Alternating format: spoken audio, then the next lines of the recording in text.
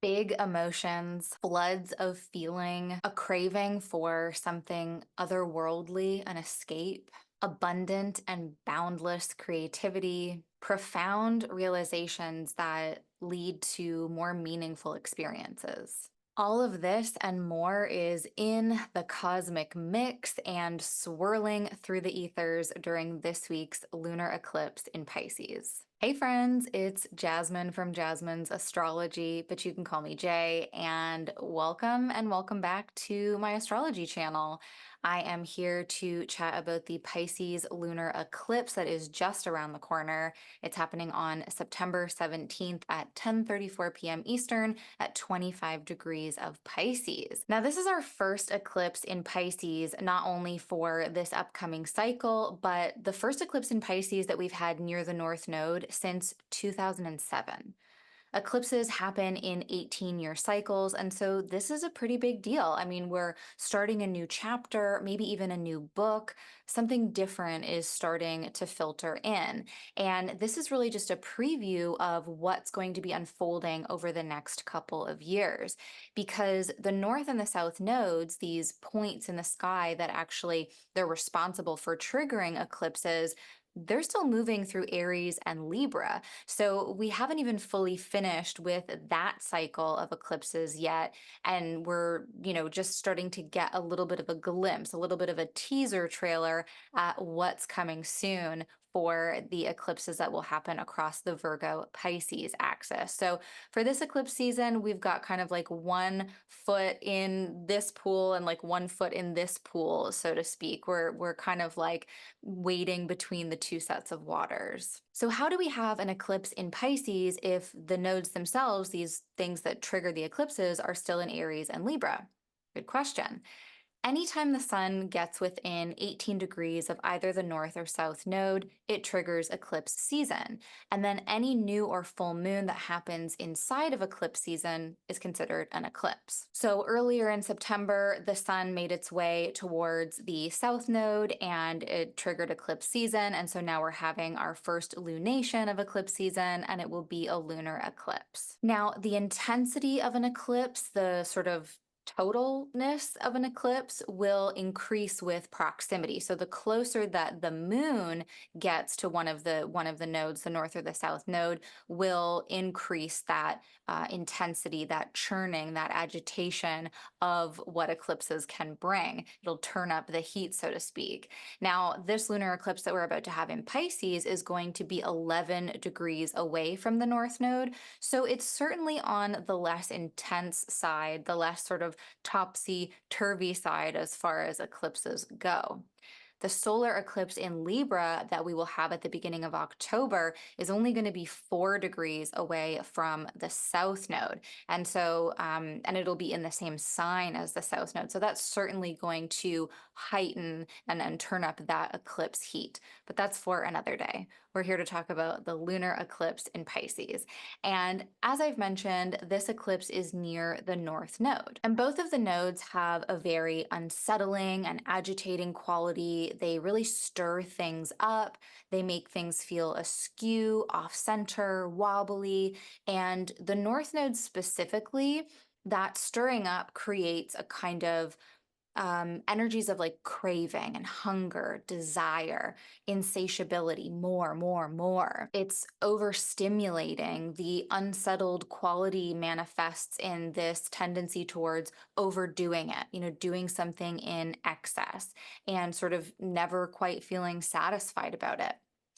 And for me, that invitation with the North Node is always kind of to use that hunger, use that desire as a clue to where we're maybe lacking something in our normal everyday lives.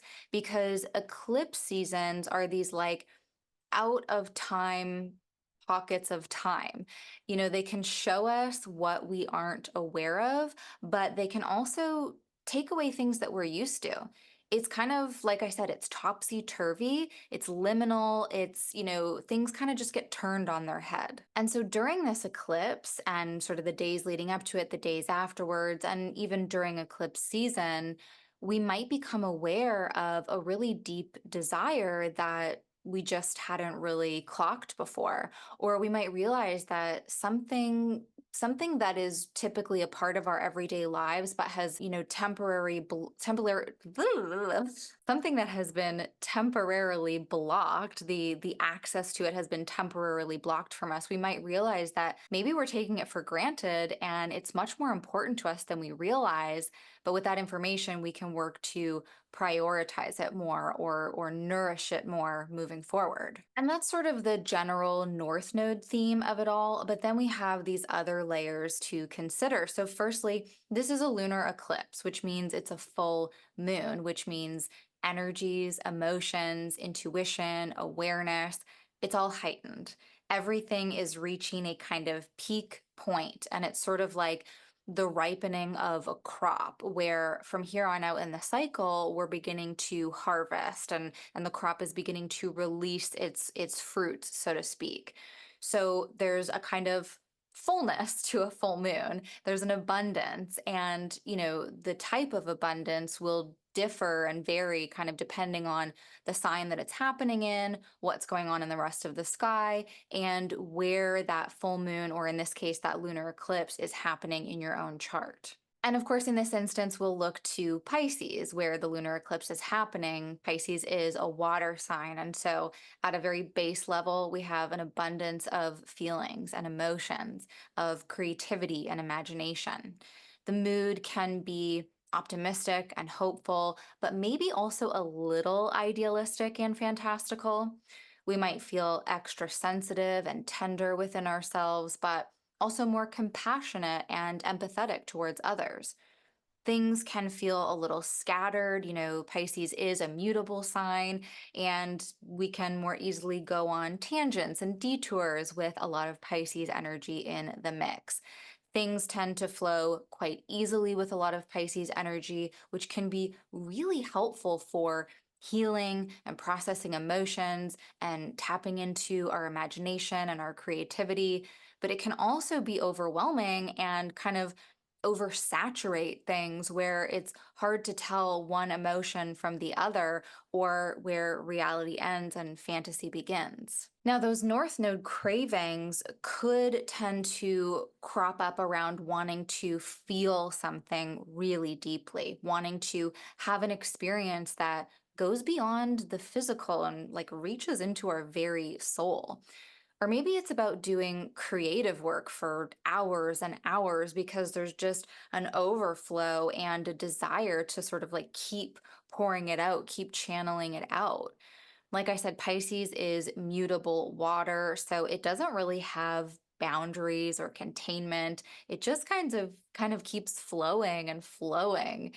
And that flow could be emotions, it could be creativity, it could be daydreaming, it could be compassionate and caring acts for others. There is definitely a generous quality here. Pisces is ruled by Jupiter, and with the abundance of a water sign full moon, it can be good to share from a place of abundance, but we don't want to overly drain ourselves either. So we want to share from the cup that is overflowing, but not totally deplete that cup. But the truth is, we might struggle to see the limit and the boundary on that kind of thing. We might struggle to see when enough is sort of enough of this outpouring. At the time of the eclipse, the moon will be separating from a square with Jupiter and applying to a conjunction with Neptune.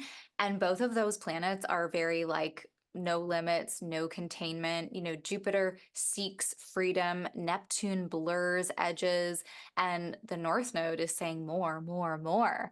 So it's going to be a time of walking a line between surrendering to this abundance of inspiration and artistry and vision and allowing ourselves to dream big, but also being honest with ourselves about where we might be kidding ourselves just a little bit, where we might be too removed from reality, and the parts of life where we might need to remove those rose-colored glasses. Now, Neptune is lovely for taking things slow, for reminding ourselves that we are living, breathing beings, and that productivity is not our purpose. It really adds to the feeling and the healing and the imagining qualities of this eclipse. But on the other hand, Neptune is also really great at obscuring and clouding and creating fantasy. It dissolves boundaries, it confuses reality, and it's possible we are going to find ourselves slipping into some kind of unrealistic mindset, or that we're dishonest with ourselves or others about what's truly possible. Or maybe that slip has already happened and this eclipse brings us face to face with reality. All of these factors, the heightened energy of the full moon, the wobbly quality of an eclipse, and the insatiability of the North Node, the watery nature of it all, the proximity to Neptune and Jupiter, all of this feels like a big invitation into feeling, healing, creating, envisioning, experiencing, feeling something. And while I think it's going to be helpful to allow that tap, that faucet to turn on and start flowing, or really actually to just like acknowledge that the tap is on and flowing, because I don't think with eclipses we need to actually do too much to allow that sort of faucet to turn on and start flowing, but more that we tune into it, acknowledge it, and try to take some agency within it. All of that is super helpful. I think we might also want to turn to our old friend Saturn, our wise friend Saturn, for some guidance on how to use it all constructively. Because even though the moon isn't making an exact aspect with Saturn at the time of the eclipse, they are going to be in the same sign. Saturn has been transiting through Pisces since March of 2023. And in my experience, I've seen that eclipses can kind of trigger longer term transits, kind of stimulate them, bring them into focus, highlight something about the overarching energy, the overarching story that's taking place there. And one of the ways that I've been thinking about and working with Saturn in Pisces is that it's an opportunity to create containers and structures and safe spaces within which to explore and process emotions without getting too overwhelmed. An example would be therapy. A set amount of time to discuss certain topics and work through feelings with a trusted third party, or second party, whatever, a trusted other person that can help you to navigate all of that. And I actually myself scheduled a therapy session for the day of the eclipse because, if nothing else, it'll be a safe space to just cry for an hour. And I'm hoping that it will actually also mitigate the possibility of looking to escape and like fall into fantasy and avoid problems, which is fine for short periods of time and totally makes sense because life is hard and overwhelming. But having a safe space to hold ourselves accountable and navigate the tough stuff is, I think, a path to the deeper healing that the eclipse might have us really seeking. And those containers and structures and safe spaces can also be really great for exploring our creativity, channeling our creativity, because I think creative practices and using our imagination and allowing ourselves to dream can be experiences that are just as vulnerable as sharing and grappling with our emotions. Dreams and generative offerings come from very tender places within us. They're part of us, they're an extension of our being. And I think it can be really scary to share these things or to even believe in ourselves enough to act on them, to take a chance on them, to make time for them. So, finding or establishing safe spaces, safe relationships, safe methods where we can freely and openly explore our creative selves without judgment, including self judgment, might be something to consider under this eclipse. So, all in all, it's a lot. I think this lunar eclipse in Pisces might be a little bit of a handful. Try to get more rest, more sleep wherever possible, especially in the few days leading up to the eclipse, the few days after, and of course on the day itself. Even if you just take 5 minutes here and there to just sit quietly or close your eyes or whatever it might be that helps you kind of reset and recharge. Go to therapy if you can, or schedule some other types of therapy therapeutic practices. Meditate, journal, pull some tarot cards, explore your spirituality. Pisces is also a very magical and mystical sign. And with a full moon and sort of a heightened intuition, I think pulling some tarot cards might be really insightful on a day like this. Make sure to stay hydrated.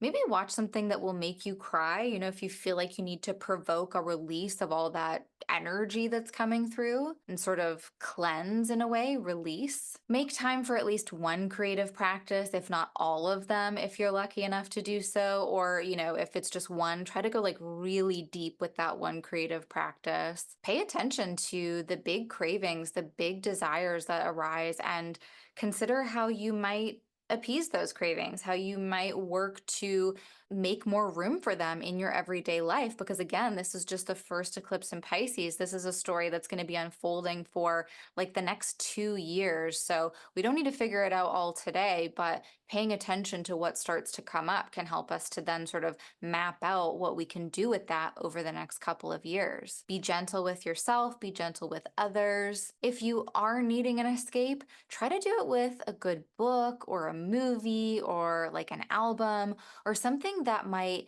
lead you down your own creative or inspiring path. So, you're escaping for a little bit, but it brings you something that you can then use to actually nourish yourself. Okay, I hope this has been helpful. Let me know in the comments if you have any questions or need any clarification about any of the things that I brought up. And let me know where this eclipse is happening for you. What house do you have Pisces in? Are you feeling the lead up to it? Are eclipses something that like really play out big in your life? I find that there's some that are like massive for me, others not so much. It always depends on your chart, right? But yeah, thank you so much for watching. I'll be back with more astrology insights and cosmic chit chat very soon. But until then, I'll catch you in the cosmos.